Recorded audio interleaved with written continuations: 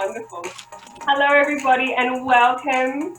This is our 5th ACEN Critical Conversations, and it's such a delight to see you all here. You're very, very welcome here. Feel free to wave and say hello to everybody who is joining in. Welcome, welcome. I'd like to start by acknowledging the traditional custodians of the land in all the countries and all the places where we are sitting at the moment in Australia and New Zealand or somewhere else around the world. I'd like to pay my respects to the elders past, present and emerging. It's such a pleasure to see you here today. My name is Dr. Bonnie Dean and I'm on the ACEN Board of Directors as well as from the University of Wollongong. I'm going to kick off by introducing you to our facilitators today before we move into the presentation. So our facilitators are from the ACEN Board of Directors and the ACEN State Chapters. So facilitators, I'm just going to get you to give a wave when I call out your name. We have Rachel Barron from La Trobe, Anna Rowe from University of New South Wales. Hey Anna. Annette Marlowe from UTAS, Sonia Ferns from Curtin, hey Sonia, and Damien Spencer from CIC Higher Education. Thank you very much. I would also like to find out where you guys are from today. So there should be a poll in front of you right now. If you'd like to just take a moment and let us know where you're joining us from. It's always interesting to see the spread to find out where in Australia or New Zealand or around the world that we are joining the session today. While you're doing that, just some quick housekeeping. If there's any technical issues, please log off and log back in again onto the same link. If that's not working, what I would love for you to do is just hang around your email and just wait for further instructions. The presentation today will be recorded. I also have a copy of the slides and I'll circulate the facilitators notes. Now, if you've registered, that means we've got your email and we will make sure we send all of those to you in the days following this session. All right, let's have a little look and see where we're all from. And Pauline share the results. All right, here we go. So we have colleagues from New Zealand and Queensland, New South Wales, ACT, but the majority of us are from Victoria. Hello, welcome all of you Victorians. It's such a delight to see you all here. And we have another, oh, I wonder what country there's two people from. I'd love to explore that later and find out. Thank you so much. All right, let me close that down. Okay, let's get into the good part. Today we're going to talk about simulation-based education, and it is my delight to introduce you to our speaker today. Professor Margaret Bierman is from CRADL, which is the Centre for Research in Assessment and Digital Learning, and that is at Deakin University. And Margaret is a researcher in higher and clinical education and certainly has been doing some research in the space of simulation-based education. So Margaret, it is our pleasure to have you here today and talk to us a little bit about simulation. What I'd love for everyone to do at this moment during Margaret's presentation is to turn off your camera and to keep yourself mute. Margaret, if you would like to start sharing your screen, we can kick off and we'll hand over to you. So Margaret will provide a presentation and then after that we'll be moving into our breakout rooms to have some further discussion and insight. But for now, let's hand over to Margaret. Thanks so much, Bonnie, and so lovely to see you all. And thanks also to the facilitators. Great to be introduced to you as well too. So I'm really delighted to be talking about simulation-based education. I've done quite a bit of work in this field for some time, not just as a researcher. I used to convene, for many years, one of my lives was to convene the graduate certificate in clinical simulation. So I've also had quite a bit of experience teaching about simulation through using simulation.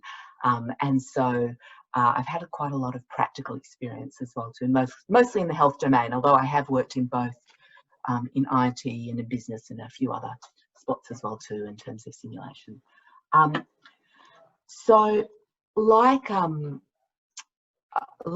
Bonnie, I'd like to pay my respects to the traditional owners of the land on which I stand, which is the Boonwurrung country of the Kulin Nations. And if anyone wants to put in the chat, pay their respects to their specific country, acknowledge the country on which they stand, please feel free to do so.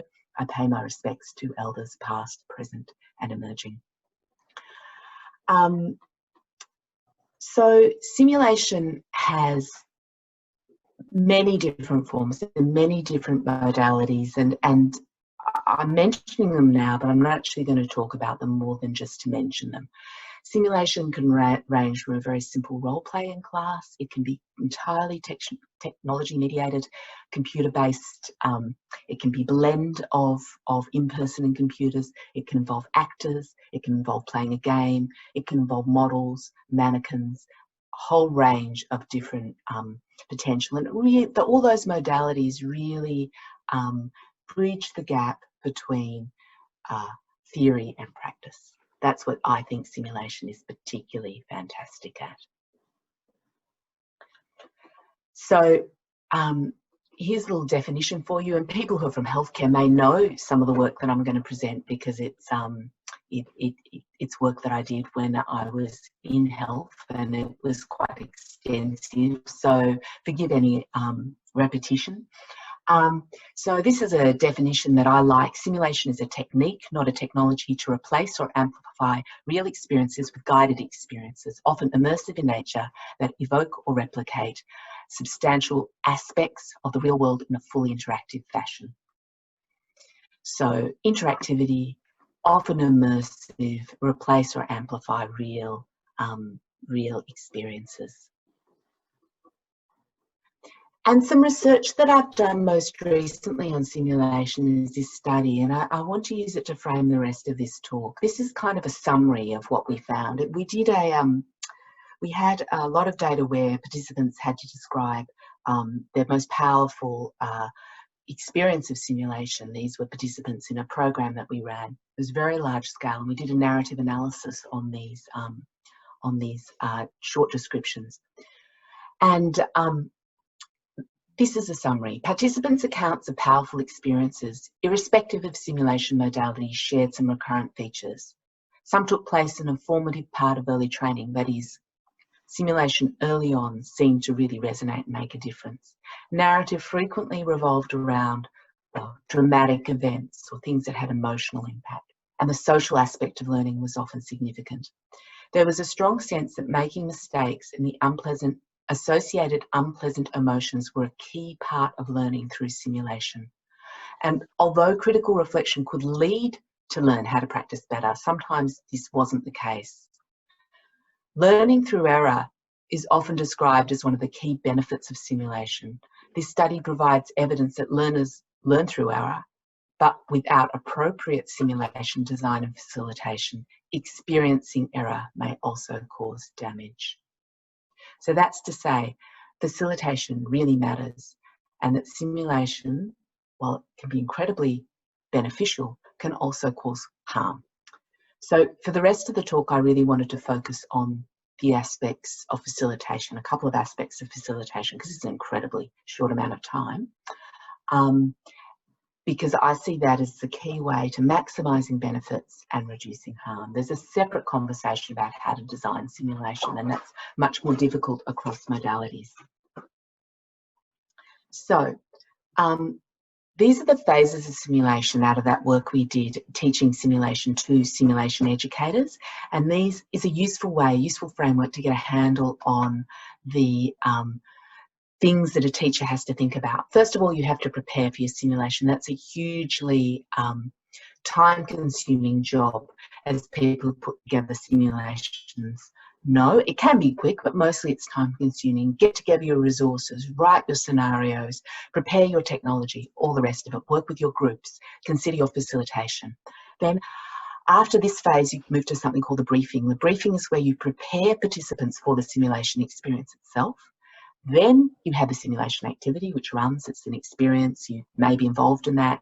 Learners may not have any interference at all as they experience it, or any direct instruction. Then there is debriefing, where learners often receive feedback information about what they've done in the simulation. They have a chance to talk about it. There's a period of reflection after this, which learners can be provided with, or they can go off and have by themselves. And then as a teacher, you will go off and evaluate, and the cycle goes over again. And what's interesting from a learner perspective is that unlike other forms of work integrated learning, simulation allows iterative repetitions of a learning experience. So that simulation activity can be briefed and debriefed and run again on multiple occasions, and that's one of the great powers of simulation.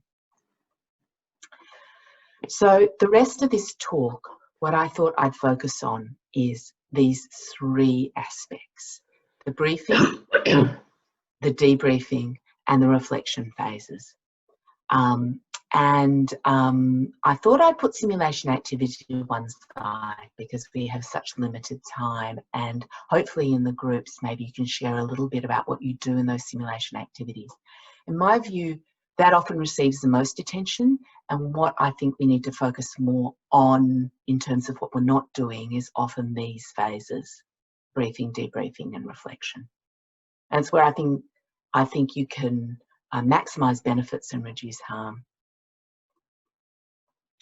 The briefing is, in my view, the single most important phase in terms of reducing harm. It is where you introduce what you're about to do. And in my experience of running simulation, and I've seen simulation that causes harm, and I've been in many forms, or perhaps didn't even get the traction that it wanted, this is the phase where you have a chance to manage that. I think there are four things that you can do, and this is quite a practical sort of practical approach here. So I hope this is of value to you. But the first thing these are things that I find really important. Introductions, self-evident, but even, for example, in online simulation, those introductions are really key. Setting up a set of psychological safety. So if a simulation, the key part of simulation is learning through error, that means that learners need to be prepared to make errors, expose their errors often to their peers as well as to their teachers, and people need to feel safe enough to do so. And what's also important is they can feel safe enough.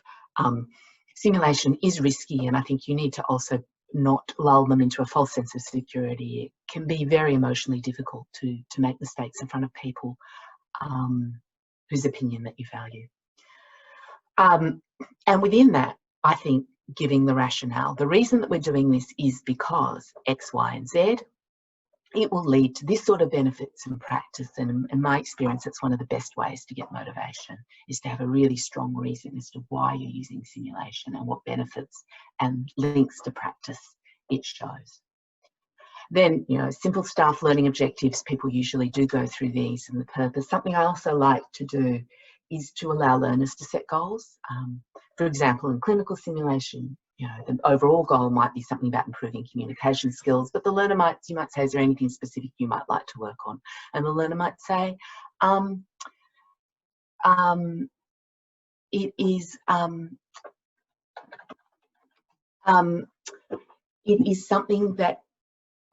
something that I would like to do is to focus on improving this particular aspect of communication. I know I've struggled with it in the past, but this is something specific that I'd like to work on. And I find that can be very helpful as well. So within the overall learning objectives, asking students to think about what they're going to get out of it. There's a question on the chat saying, what sort of sims are we talking about? One of the reasons I've chosen to talk about the pedagogies is these are all different. These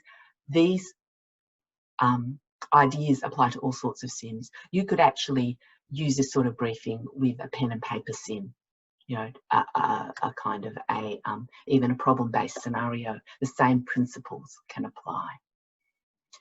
And I know I'm talking about psychological safety and emotions, and it might seem, I've seen computer sims that get people very hot. I mean, simple online, nothing, tick your own box sims that get people very hot under the collar. It's an emotional business. When you orient people to the sims, this is in part what is a challenge. So with those very basic forms of simulation, your pen and paper, your computer-based choose your option, they're very far from reality. We're asking learners to do a lot of work to overcome that. So one of the key parts in this orientation is to help them understand how this work can align with the real world, and to familiarise them and associate them with the gaps that are going to happen. There's always gaps in simulation, and I often find it's better upfront to say, look, The best thing to do with this is to treat it as if. We know there's going to be problems. We know you're not going to respond exactly as you would in real life, but try and do what you can to get the best learning that you can out of it. I find being that upfront can really help people, because it is true. I don't know if anyone here has done a sim. You're in a sim, you're trying to live up to reality, and something happens that really throws you. It really does happen. So I think it's important to acknowledge that and to say, put that to one side. This is about learning. It's important to explain what will happen, because simulations of all shapes and sizes often involve quite high instructional loads. There's a lot of instruction people need to hold in their heads, and to go through that really carefully is really helpful. Providing some kind of aid, written instructions can really help sometimes. It's important to know in advance what's going to happen afterwards. So when the simulation experience closes, what we're going to do is we're going to have a discussion. You're going to go into a discussion forum. You're going to fill in a reflection online. Explain how they're going to come out of it is really important. And then just before you go into it, what have you done in this space before? You could ask that very early on, actually. If people have done sims before that are really similar, then you don't need to spend so much time in orientation. But it's really important to check people's understanding, check their emotions. This may not be relevant, but oddly in some situations it is. I've done a lot of very simple game-based simulation. Okay, we're going to play a game to simulate the sorts of teamwork that you might have, and people get really upset. I cannot tell you how many times I've seen games end in tears. People's competitive nature sometimes shocks them a little bit. So just let them know, be prepared for the emotional side of things. If you get competitive, just, it's okay with a game. Just try and relax. It's just a game. It's just here for your learning. And of course, to take any questions. So I know I spend a long time on this. I do think it's one of the most important things that people do, and sometimes one of the most important things that people overlook.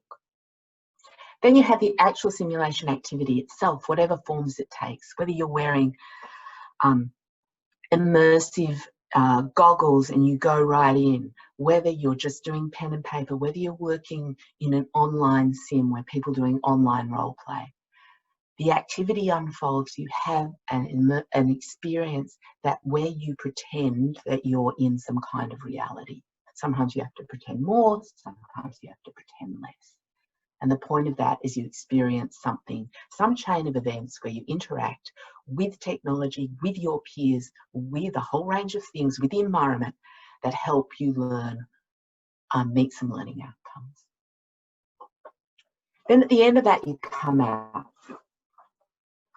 And then you have time for a debrief. And this is where you make sense of the simulation experience with others. I think it's important, or very helpful for it to be with others. It doesn't need to be educators, can be with peers, but someone to discuss the experience with. It doesn't need to just be peers and educators. You can have industry partners in there making comment. You can have actors making comment.